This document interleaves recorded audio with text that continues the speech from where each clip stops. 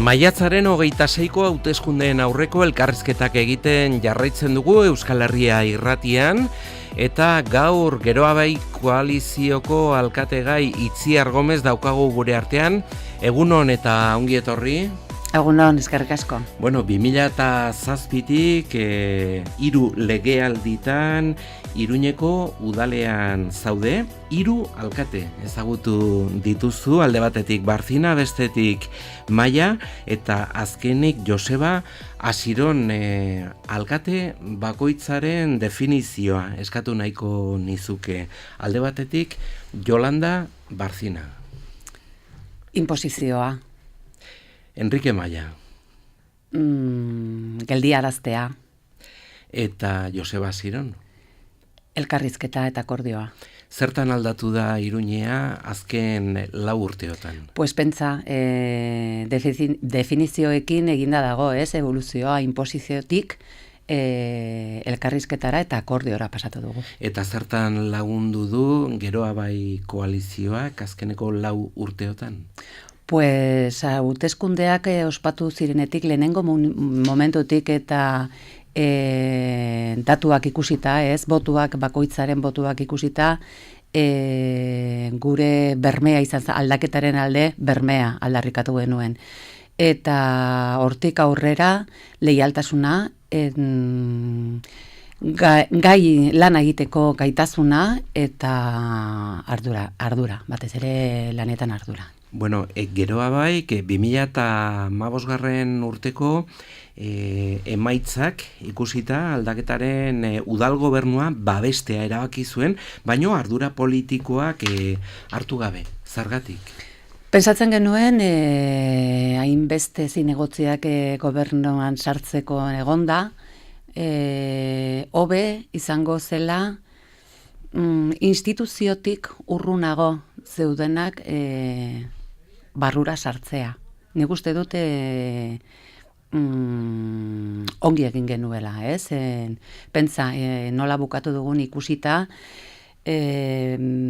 pentsatzen dut, lehenengo momentutik indarroiek pixka bat erdi purdiko sartzearekin errezagoa izango zutela gobernutik alde egitea. Eta, bueno, pues naiz eta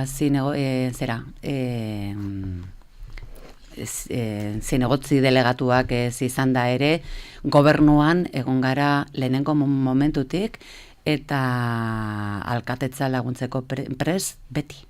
Eta azkeneko urte hauetan segurtasun zinegotzi arduraduna izan zara.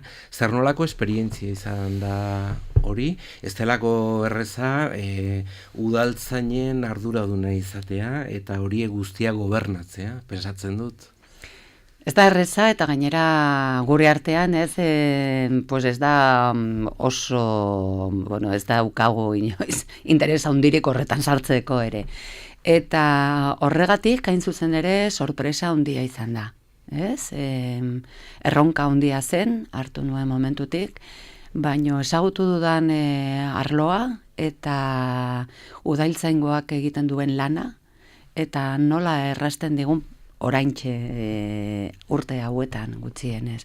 Nola errazten digun bizitza, pues ezagutu dut udaletzean lan egiten duen talde bat oso zerbitzu publikoa buruan daukana, eta oso interesgarria, asko ikasi dut gainera. Gogoratu dezagun izen propio bat, nor izan zen Simon Santamaria? Pues udaltzaingoa porrotora eraman zuen tipoa eta Iruña sutan jarri zuena. Eta udaltzaingoa berreskuratzea lortu duzue, etzelako erreza izanen? Lortu dugu, ahal izan dugun neurrian, horretan ere, argi daukau, Pentsa, Simon Santamaria zenbat urte, udaltzaingo barruan egon zen urtetan, zenolako perfila sartu zuen plantillan, eta, perfil horiek plantilla barruan daude. Sasi militarra. Horrela da, gogoratzen duzu zenolako kamisetak, bere garaian zenolako kamisetak ateratzen zituen, baina bai lortu dugula, hori bai, demokratizatzea funtzionamendua, eta gure ateak irekita egotea, eta hori eskartzen dute, sindikatuek ere, esaten dute zinegotzia inoiz ez dela hain hurbil egon, eta jabea, jabe berria, ez dela inoiz han ez dute hain hurbil sentitu, eta oso lan ona egin dugu, nik uste dut zuzendaritza lanetan. Maiatzak 26ko hauteskundei begira, berriz ere aldaketa politikoaren aldeko indarrek lortuko dituzue 14 zinegotzi edo gehiago, zein da zure ustea? Emaitzei... 14 atera behar dugu, bai ala bai, atzera bueltarik ez izateko Iruña hau, gure hiriak asko irabazi du, da batez ere hiriaren eredua aurrera egiteko eta eredu bat, eredua nahi dugun Iruñarako. Eta bide horretan jarri ditugu zimentoak, eta nik uste dut hori galtzeak dena galtzea suposatuko lukela. Eta hori asko da, Bueno, nondik gentozen, eta zer nolako oinarriak jartzeko beta denbora izan da 4 urteotan. Denborarik izan da... Ez dugula llegat, bai, errepikatu, bai. Bai, betarik izan da oinarri sendoak ipintzeko 4 urteotan, bai. Bai, dudari gabe, gainera eske hori da aldaketaren helburu nagusia, aurrera ematen ditugun pausoak atzera bueltarik ez izatea. Hori guretza da importantena.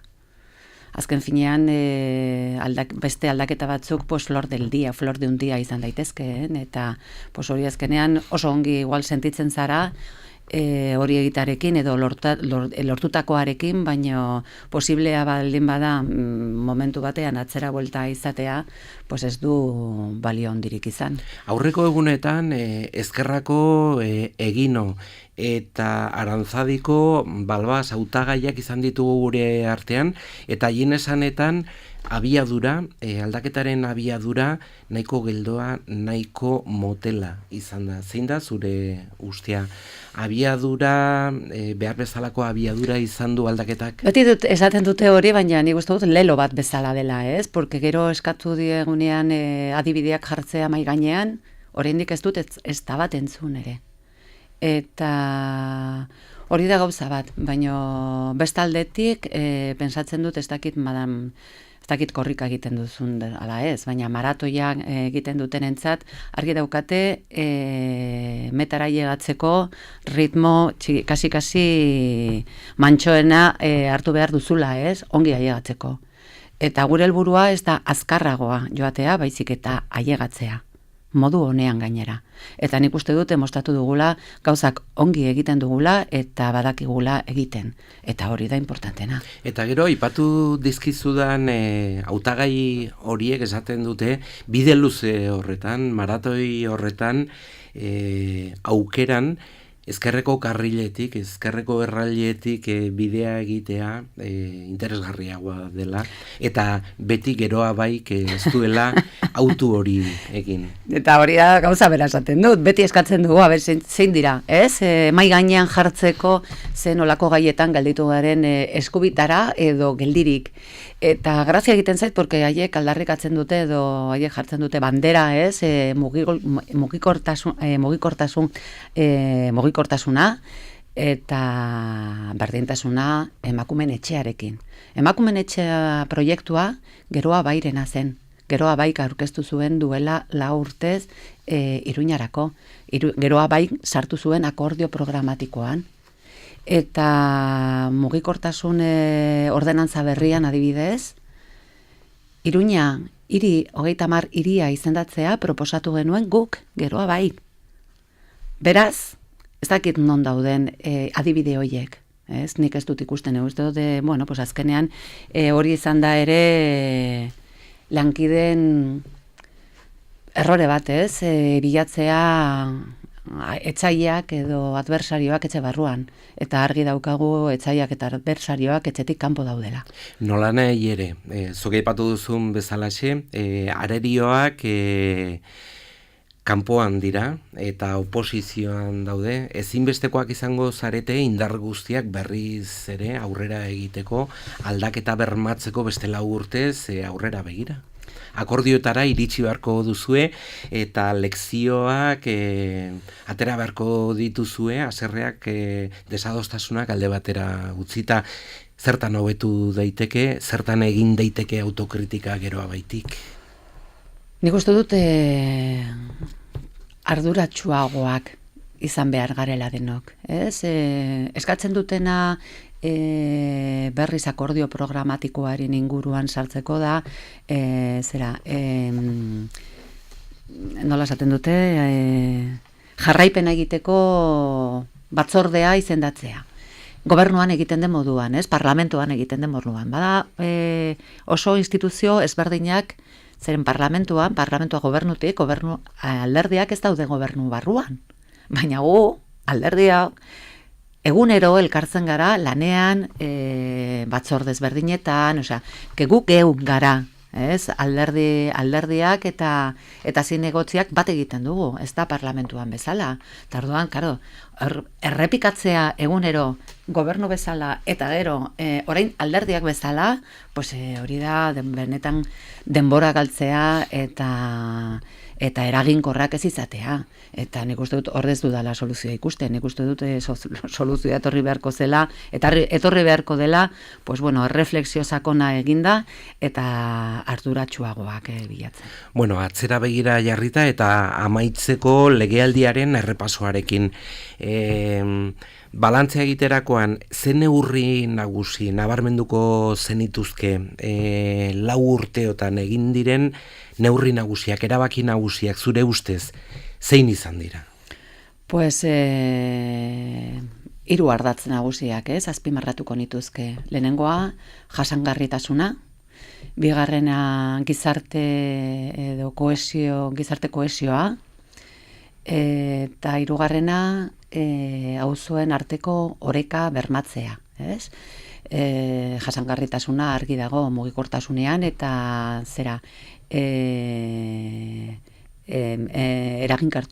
eraginkortasun energetikoan. Eta gizarte kohesionatuagoa edo gizarte kohesioa azpimarratzen dut, politika sozialetan 40% igo dugulako. Errekurtso pertsonaletan 20 pertsona gehiago sartu ditugu. Badago bokazio bat oso argia, Iruña gizati arragoa egiteko, humanagoa egiteko. Eta hori iruditzen zait oso importantea.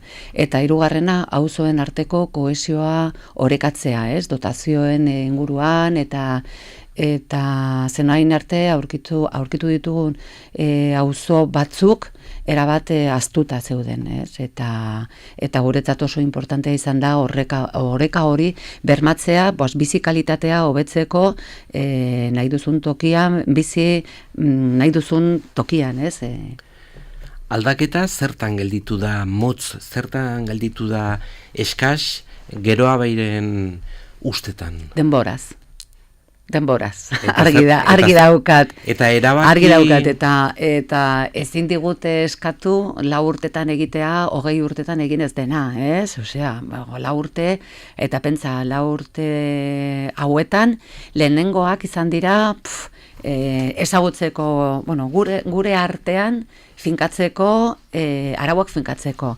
Gero, udala ezagutzeko barrutik, inork ez geneukan gestioan, esperientziarik, barneko gestioan, eta jarri garenean ongi, eta helburua sendo batekin aurrean, bukatzen zaigu denbora. Behar dugu 4 urte eta gehiago, nik uste dut, denok amesten dugun Iruña egiteko. Eta 4 urte aurrera begira ditugu, 10 egun barru izanen dira hauteskundeak, maiatzak 26arekin batera, zer nolako emaitzak espero dituzue zuen koalizioan? Bueno, pues espero dugu jendeak berriz konfiantza ematea, hemen aipatu ditudan zera, erabaki horrien bai, inguruan. Geroa aldaketaren alde egin duen apostuarengatik leialtasuna, konpromisoa eta ardura, gauzak aurrera ateratzeko. Plebizito baten aurrean gaude, Asiron Maia Asiron? Ez dakit Asiron Maia Asiron, egia esan 14 zinegotzi aterata eta 14 artean Asironek gehiengo izatea, pues errepikatuko genuke duela 4 urte izan genuen eszenarioa, eta horretan errepikatuko genuke.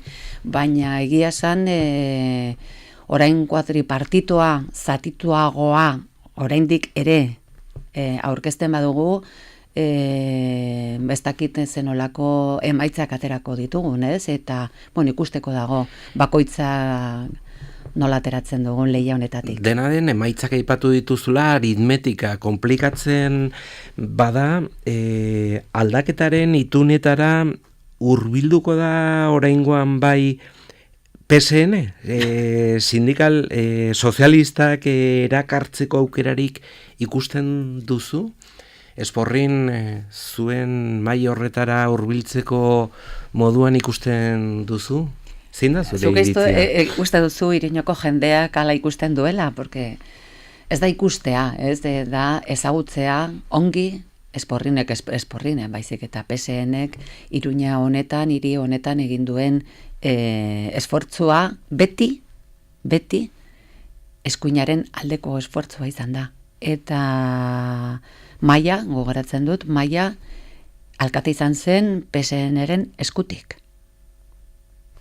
Beraz, egia esan azken inbertsioetan hurbildu dela PSN, kuatripartitora, eta lagundu digula inbertsioak ateratzen, baina seriotan jarrita denok badakigu PSNek ez bakarrik Iruña baizik eta Nafarroan izan duen historio politikoa.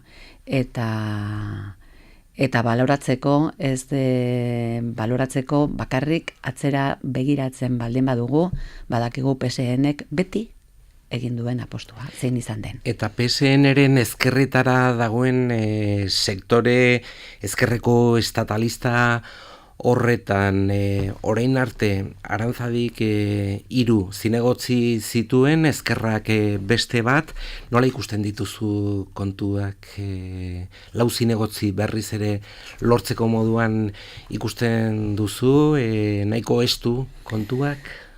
Pues ez zaite oso jarrera azkarra iruditzen, ez? Zendenok badakigu esan dudan moduan, jokuan daukaguna Iruña berri hori egiten jarraitzeko, eta joatea erabat deskabezatuak 3 zatitez, 3 esparro ezberdinetan zatituta, pues ez digu laguntzen 14 horiek lortu alizateko, ez dakite ez dut ulertu. Lehenengo momentutik aldetu zidaten serio itzen zitzaidan batuketa, eta pues, beti batzen dugunean ez, batez ere indarrauen arteko, bueno, pues, espazio nahiko hurbila denean, pues, laguntza izango zela, bakoitza bere ateratzeko segurtasunez. Gaur egun segurtasun hori ez daukagu. Itziar, eskerrak Vox aurkeztuko den? Bai. Eta horrek agian Navarra Sumari botoak kenduko dizkio? Bai, baina pentsa Ciudadanosekin gertatu zena duela 4 urte, gelditu zen ia bat ateratzear. Bat hori ateratzearekin galduta geneukan, ez? Guk iruditzen zait orain ezkerreko indarrok kontrako gauza bera egin dugula, baina gure aldean. Horregatik esan dut ez aidala azkarra iruditzen, postura azkarra iruditzen. Bueno, zuen programari buruz ere, hitz egin nahiko genuke, Iruñak badu geroa, zurekin badu geroa, horixe esaten diozue zuen boto emaileari, iruindarrari. Bilabesak doainik. Hori esaten duzue 2030 urterako posiblea dela eta bideragarria dela. Hala da, eta hala sinisten dugu, gainera, esan dut jasangarritasuna eta jasangarritasuna barnean mugikortasuna oso ardatz importantea dela lortzeko Europatik eskatzen digutena, eta zer da, justo urte horretan, 2030erako, jaitsi behar dugu CO2 40%. Hori lortzeko, eta hori lortu behar dugu, bai, ala bai, hori lortzeko gu kotxea etxean ustea da helburu nagusia. Kotxea usteko modu jasangarria da autobusa egin behar zaigu atraktiboa, ez? Eta atraktiboa egiteko modu bat zein da? Pues prezioak eskura jartzea. Parte hartzearen apustu berezia egiten duzue, Iruña demokratikoagoaren aldeko apustua. Zertan gauzatuko litzateke minutu erdian bada ere? Pues ez oso azkar, geroa bai badakizu arlo horretan sartu zenean, parte hartzearen ordenantza onartu genuela, ez? Eta horretan zer esaten dugu, pues auzo guztietan kontseiluak gauzatzea eta hiri kontseiluan gauzatzea ere. Konsultak sartuta ordenantza horren barruan daude, eta hainbat konsultak hiri honetan egitea derrigorrezkoak ikusten ditugu. Esan duzu, 4 urteotan Iruña humanoagoa dela, eta bide horretan ere jarritu beharko lukela gure hiriburuak eta bideak zabaldu behar direla horretarako, hori zuen programan agertzen da ere. Bai, hiria eraikitzeko modua ere, ez, pertsonak erdian jartzen baditugu, urbanismoa eta hiria ulertzeko era ere humanoagoa egiten dugu. Horretan da gure apostua. Iruña seguruagoa, udaltzan gehiagorekin ez? Ez, baina badakigu polizia komunitarioak adibidez auzo guztietara eramatea, segurtasun hori hurbilagoa dago, eta oso garrantzitsua da. Iruña irekiagoa, nola? Kanpoari begira egonda, beti atea zabalik, ez? Zer esan nahi duzue horrekin? Pues kanpotik etortzen diren haize berriak kaptatzeko preste egotea. Inklusiboa egitea eta gure hiria. Hori da. Pluralagoa ere. Bueno, memoriaz ere solasten zarete, zurekin oroimen gehiago duen Iruñea. Erorien monumentuaz, eraiztearen botatzearen alde, edo eraldatzearen aldekoa? Kontsulta egitearen alde. Eta Geroa Bairen barruan badira bietako bi formula ezberdinak bozkatuko dituztenak. Iruña osoan bezala. Bueno, eta Iruña aktiboagoa eta osasuntsuagoa. Hori ere proposatzen duzue. Bai, osasuna oso primerazkoa eta ez osasuna, gure osasuna futbol taldea, baizik eta hiri osasuntsuagoa, hiri berdea. Bai, berdea eta alaiagoa da, ez? Osasuna eta aktiboa izatea, hiri aktiboa eta osasuntsua izatea oso garrantzitsua da, etorkizunari begira prest egoteko. Beste 4 urtez udalean egotea espero duzu, noski? Bai. Eta aldaketaren gobernu batekin, noski? Hala da, bai. Asko ikasi dugu horretarako prest gaude. Oso ongi. Mi esker uniz gurekin izateagatik, Itziar Gomez, eta, bueno, azkeneko zure hitzak gure entzule horrentzat, ezta?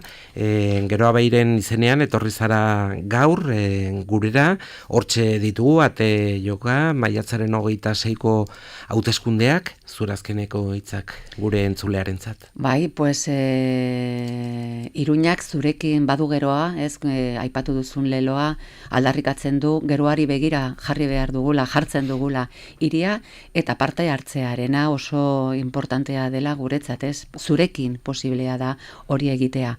Posiblea da egunez egun egitea, eta datorren 26an zure botoarekin, ez? Iruñan atzera bueltarik edo Iruñan martzan jarri dugun proiektua atzera bueltarik ez izateko. Zenbat eta boto emaile gehiago, orduan eta errezagoa izanen da aldaketa politikoa berriz ere? Jakina, ezin dugu etxean gelditu, benetan galtzeko asko dagoela, ez?